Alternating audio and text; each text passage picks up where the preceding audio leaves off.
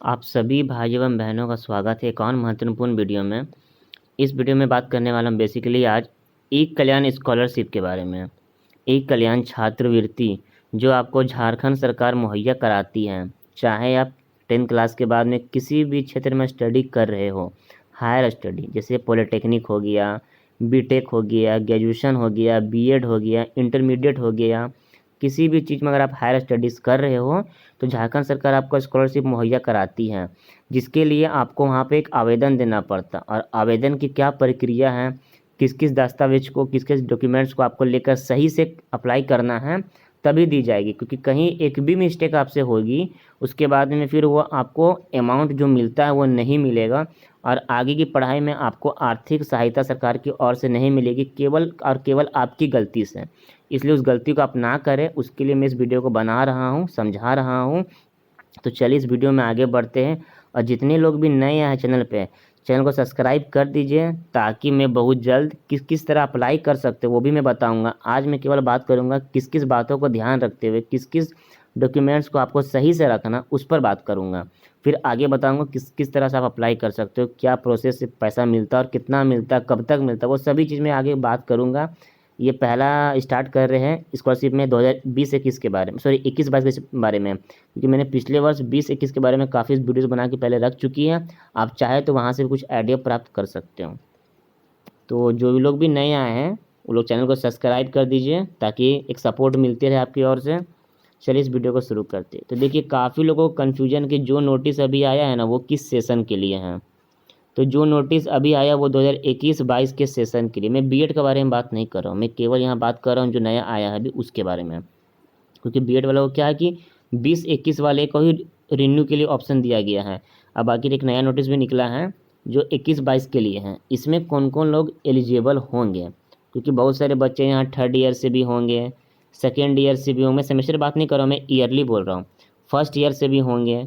तो किन के लिए हैं, तो आप समझ जाइए कि ये केवल जो है ना वो आपके सेकेंड ईयर, जो आपके 19-22 के सेशन के होंगे उनके लिए हैं, या फिर आपके जो फर्स्ट ईयर अभी हैं, जो आपके 20 में एडमिशन लिए हैं 21 वाले, ये दोनों के लिए केवल हैं।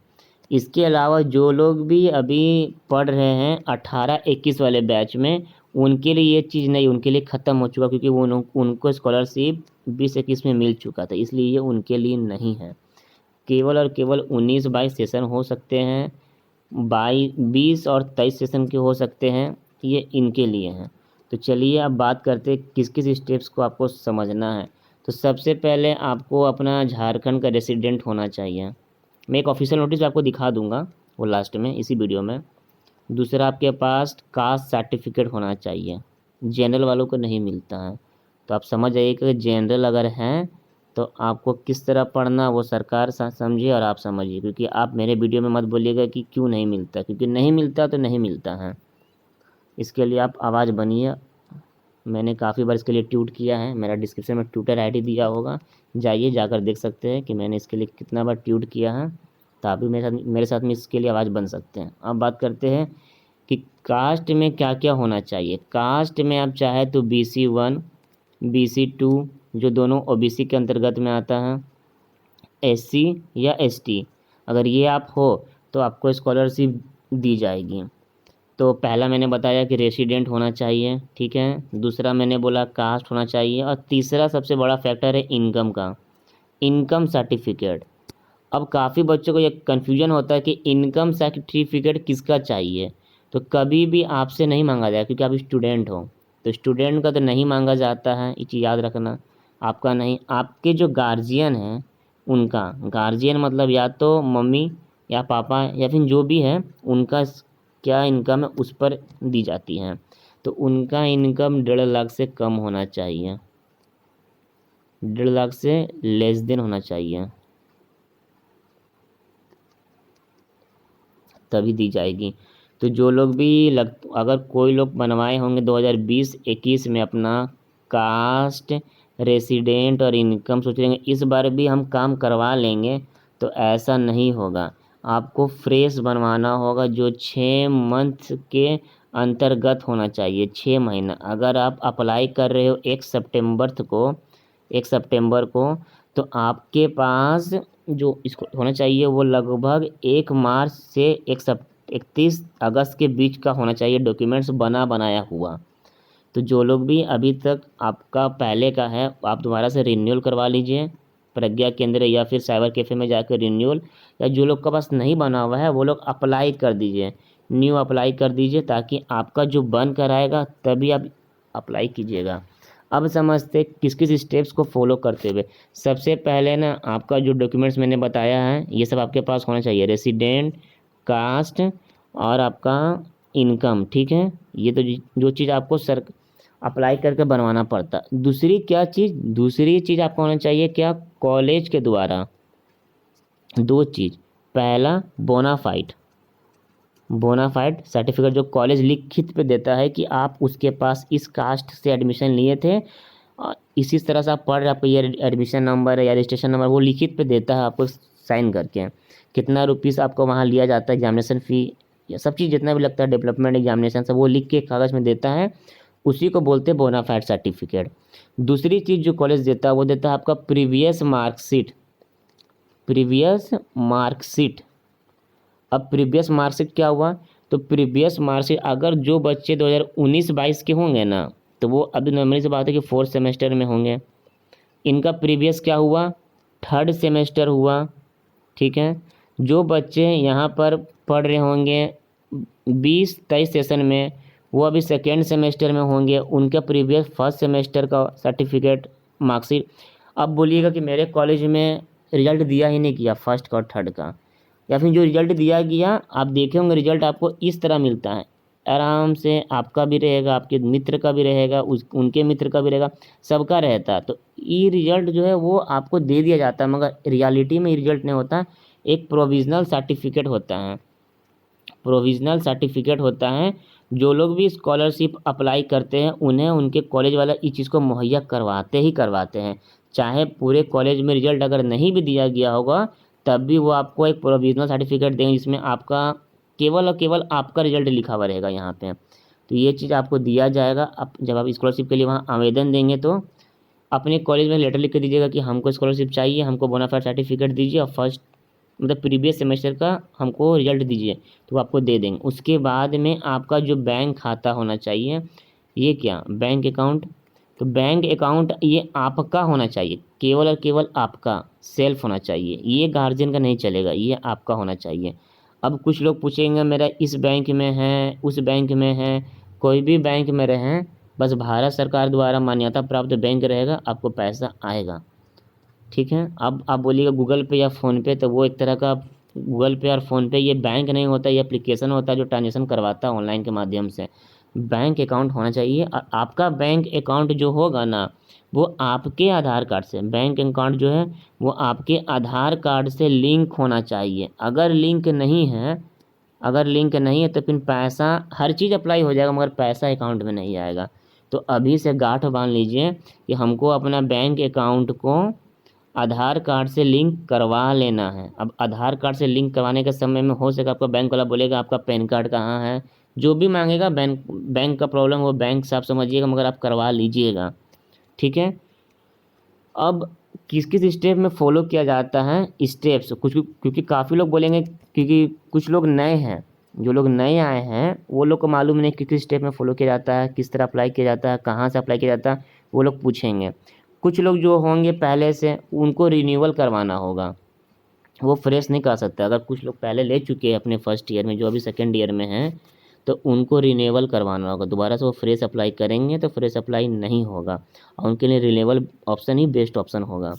किस किस स्टेप से, किस किस तरीक़ा से, कब तक करेंगे, क्या क्या डॉक्यूमेंट्स जो बताया सब आपके पास रेडी रहेगा तो आप अप्लाई कर सकते हो। जब मैं किसी का अप्लाई करूँगा उसका एक स्क्रीन रिकॉर्डिंग वीडियो बनाकर आप सभी को मैं दिखा दूंगा, वीडियो बनाकर, जो लगभग 15 से 20 दिनों के अंदर में मैं करूँगा। ऐसा इसलिए मैं देरी से करने वाला हूँ क्योंकि 30 सितंबर तक जब लास्ट डेट दिया हुआ है तो हम स्टार्टिंग में अकबका कर नहीं करने वाले, हम आराम से करेंगे, बीचों बीच में करेंगे। 17-18 अगस्त के बाद मैं करने वाला हूँ, तो आप उस वीडियो को देखकर समझ जाइएगा। तब तक अपने आप सारे डॉक्यूमेंट्स जो जो चीज़ मैंने इस वीडियो में बताया उसको आप संभल के और अच्छा से रख लीजिएगा, ताकि आप जब अप्लाई करो तो कहीं पर भी किसी प्रकार की आपको दिक्कत का सामना ना करना पड़े। अब चलिए आते हैं कि क्या है ऑफिशियल नोटिस। तो देखिए, एक ऑफिशियल नोटिस जो निकल कर सामने आया था स्कॉलरशिप के ऊपर में, वो लगभग 20 जुलाई को आया था। कब आया था? 20 जुलाई 2021 को आया था। इसमें कहा गया है कि सभी क्योंकि आपका जो पैसा आता है वो कॉलेज वेरिफिकेशन के बाद में जिला वेरिफिकेशन होता है, फिर स्टेट वेरिफिकेशन होता है। तो सभी जिला एवं कॉलेज को यह सूचना दे दिया गया है कि स्कॉलरशिप का फॉर्म कब से कब तक स्टार्ट होगा। तो उन सभी को मालूम है, हर कॉलेज वाले को मालूम है कि जो पोर्टल खुलेगा रजिस्ट्रेशन के लिए वो 26 जुलाई से खुल चुका है, जो 14 अगस्त तक खुला रहेगा। जो लोगों को नया अप्लाई करना है वो लोग पहले रजिस्ट्रेशन करेंगे, उसके बाद में वो अप्लाई कर सकते हैं। और जो लोग केवल रिन्यूअल करेंगे, जो सेकेंड ईयर में भी हैं, वो लोग 26 तारीख से लेकर 30 सितंबर के बीच में वो अप्लाई कर सकते हैं। 26 जुलाई से लेकर 30 सितंबर के बीच में वो कभी भी अप्लाई कर सकते हैं। ठीक है। उसके बाद में कॉलेज का द्वारा जो वेरिफिकेशन होता है ना, कि कॉलेज वाला वेरिफिकेशन करता है, तो वो आपका 17 अगस्त से लेके आपका 20 अक्टूबर तक वो वेरिफिकेशन करेगा।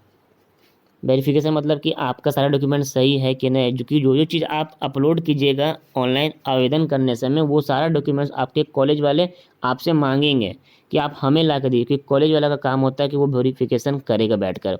उसके बाद में वो आगे फर्दर फॉरवर्ड कर देता है। ठीक है।